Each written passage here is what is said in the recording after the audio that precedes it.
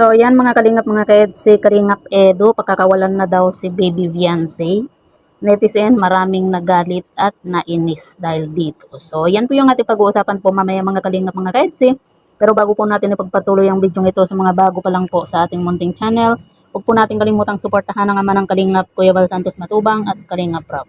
At paunawa panoorin po muna ang full video bago mag-comment para malaman ang nilalaman nito. So, dito nga po mga kalingap mga kaedsi.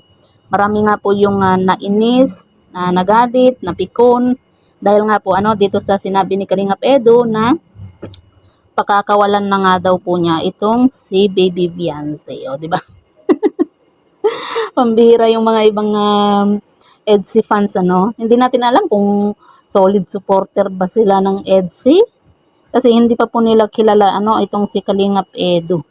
Yun bang the more na nakukulitan itong si Kalingap Edo ay the more naman na kumbaga nang aasar itong si Kalingap Edo. At dito nga po mga Kalingap. Napikon po yung mga viewers nga po doon sa live nga po ni Kalingap Edo kasi meron pong isang nag-comment na sabi nga po niya na Eds, wag mo nang pakawalan si si Viancy, sabi nga po Tapos ang reply naman po ni Kalingap Edo doon sa comment, pakakawalan ko na po. O, di ba? Parang bagang yung iba, hindi pa nila sa tinagal-tagal na nilang napapanood itong si Kalingap Edo. Hindi pa po nila nakikilala, Hindi pa sila nasasanay sa ugali po ni Kalingap Edo. Sabi nga ang pikon talo.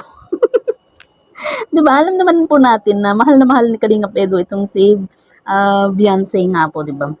So yung iba po kasi mga Kalingap, kumaga makulit kumaga laging kinukulit po itong si Kalingap Edo sa mga kagaya na lang po niya na wag nang pakawalan itong si Viancy, ganito ganyan, 'di ba?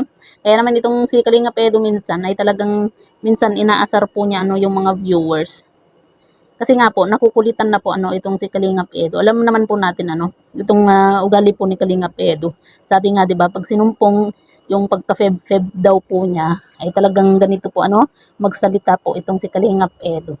Kaya masanay na po tayo mga Kalingap. At saka kung solid supporter po tayo ng EDSI, dapat kilala na po natin yung ugali po ni Kalingap Edo rin. Kasi biro lang naman po yun yung sinabi po niyang pakakawalan na po niya itong si Viancy. Nakikita naman po natin kung gaano po sila kasweet, di ba? Saka hindi na po kasi kailangan sabihan pa po itong si Kalingap Edo kasi alam na po niya yung kanyang mga ginagawa. Di ba? May edad na itong si Kalingap Edo kaya alam na niya kung ano yung gagawin niya.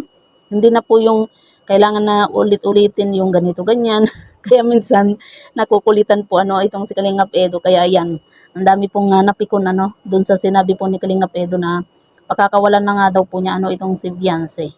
Dahil nga po doon sa siguro nakulitan na rin po doon sa sinabi kay Kalingap Edo na wag na nga daw pong pakawalan po itong si Viancy nga po.